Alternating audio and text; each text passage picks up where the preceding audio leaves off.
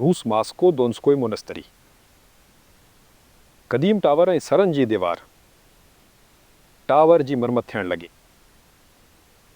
Tower खे टोड़ण खां बचाइण लाइ तव्हांखे उन जे बुनियाद खे मज़बूत करण जी ज़रूरत आहे। दीवारनि खे अॻे ॻाढ़े ऐं अछे रंग में रंगियो वियो हो। बिल्डर्स मिटी जे हिकु परत खे हटाए छॾियो जेको अटकल अधु मीटर ऊनी आहे।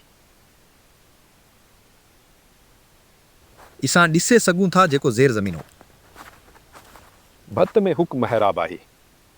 ही ज़मीन जी मथाचरे जी क़दीम सतह आहे, माज़ी में बि थियो आहे।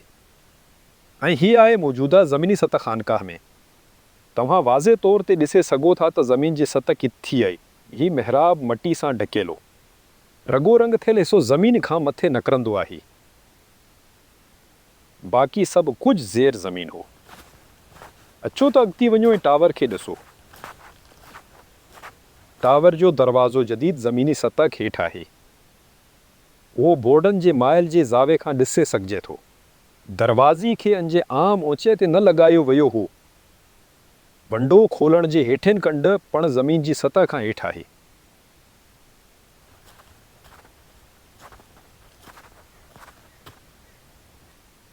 ही आ सतह आहे जंहिं ते अॼु घास वधंदो आहे। उहो हिस्सो मटी सां ढकियलु हो। हिन जग जो हिकिड़ो पुराणो फूटो 20 सदी जे विच में वरितो वियो। ही ख़ासि वंडो उते आहे। असांखे क़दीम ज़मीनी सतह ताईं खोटाई करणी हुई। टावर जे अंदर खां ॾिसो।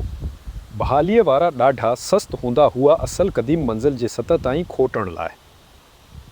हाणे अचे थो मज़ेदार हिसो। मां क़दीम मथाछर जी सतह ते हेठि थी वियसि।